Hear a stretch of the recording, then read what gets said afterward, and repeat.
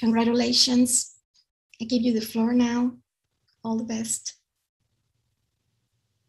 I am greeting you all with the beautiful sounds of different languages of the world. Good morning. Buenos dias. Bonjour. Zhou shang hao. Sabah al khair. Boker tov. Günaydın. Rojbash. In the name of countries currently in trouble like Afghanistan, Myanmar, and Belarus, I am grateful to all PEN centers for their work in solidarity. We are a great force of writers in 150 countries. I would like to thank my fellow candidates, Joconda Belli and Ben Okri, for their energy and intelligence they put into the work of PEN. We will keep working together. I believe united we are stronger.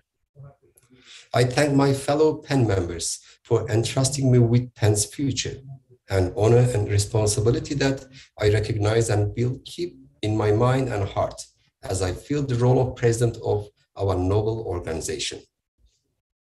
As the new president of PEN International, I feel proud to have been in the line of great names of literature and freedom, like Catherine Amy Dawson-Scott, Jennifer Clement, Per Wasberg, John Laston Saul, H.G. Wells, Arthur Miller, and Heinrich Böll. While the whole world confronts the COVID-19 epidemic, another epidemic called authoritarianism been spreading. Freedom of expression and human creativity are under grave attack. Today, PEN International is needed more than ever.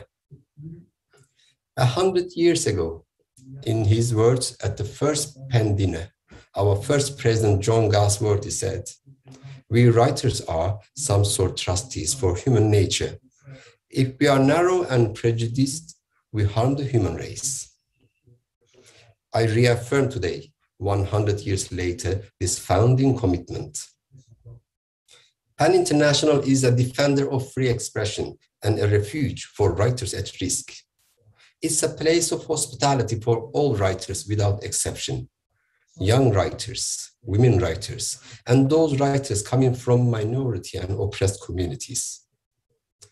We work for the unity of letters through dialogue and translation. We stand apart from politics and political regimes with the mission of defending freedom of expression, linguistic rights, and equality. We reaffirm today that our duty is to bridge the gap among countries in conflict through dialogue, justice, and exchange. And we retain literature as common currency between nations. We believe that in all circumstances, and particularly in time of war, works of art, the patrimony of humanity at large, should be left untouched by national or political passion. We stand for a free press and oppose arbitrary censorship in any form. We believe that the necessary advance of the world towards a more highly organized political and economic order renders free criticism of governments, administrations, and institutions imperative. As nature is being killed today, the nature of human freedom is also being targeted. We act for the well-being of our colleagues at risk. Authorities should know that we are watching, and we will never leave writers alone wherever they are in prison. We will not step back under the oppression of surveillance, fake news, or hate speech. We know that Big Brother is watching us. There is no longer such a thing as truly private life. Everything is in the data centers of corporations, and our every word is targeted by the censorship guards of nations. Today, at the threshold of our second century, we unite to raise the power of words and freedom of expression across the world. Our history has guided us through 100 years of friendship, exile, struggles, and intellectual debate. We are fully aware that literature knows no frontiers, including no frontiers of time. We continue our journey with the hope and determination of our founders. Together, in the face of enormous challenges, we are a great family of hope. My last words are from a poem by Catherine Amy Dawson Scott, our founding mother. And you, where are you?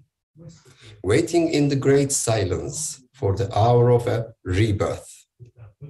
Yes, the beginning of our new century is the time of a rebirth. Thank you.